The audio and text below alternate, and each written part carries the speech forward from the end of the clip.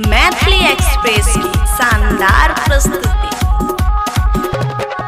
खूबे थर करै छियौ साया में पूरा तापे दे।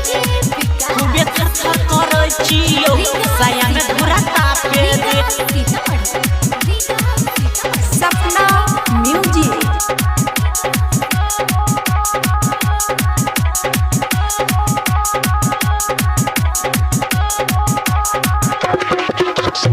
भोरे नहलियो मोगी लागे छो जार गे। कोना का टावर है तो अब हमर खार गे। सुन टावर है तो अब हमर खार गे। भोरे नहलियो मोगी लागे छो जार गे। कोना का टावर है तो अब हमर खार गे। अब हमर खार कनी देहिया सटाबे दे।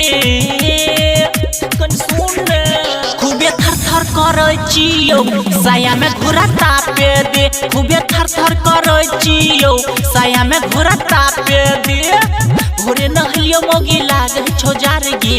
कोना का टावर है तो हमर खार गे। भोरे नहलियो मोगी लागे छो जार गे।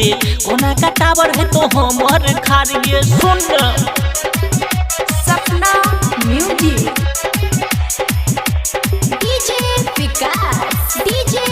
मैथिली एक्सप्रेस की शानदार प्रस्तुति। करै छियौ साया में घुरा तापे दे। खूबे थर करै छियौ साया में घुरा तापे दे।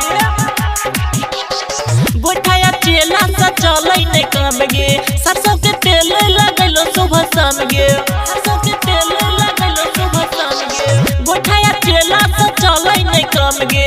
सरसों के तेल लगैलो सुबह शाम गे। लगैलो सुबह शाम गे। घोटिया में गोर हाथ झापे दे।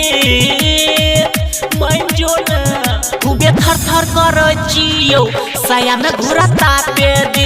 खूबे थर करै छियौ साया में घुरा तापे दे। मैथिली एक्सप्रेस की शानदार प्रस्तुति। सपना म्यूजिक।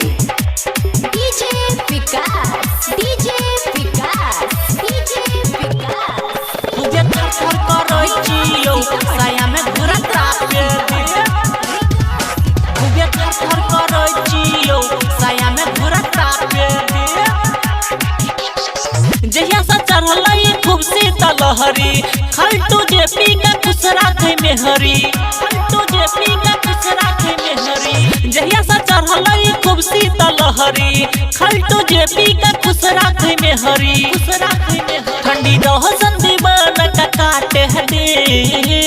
अच्छा हाँ गे खूबे थर करै छियौ साया में घुरा तापे दे। खूबे थर करै छियौ साया में घुरा तापे दे। presented by Sapna Music. Maithili express की शानदार प्रस्तुति।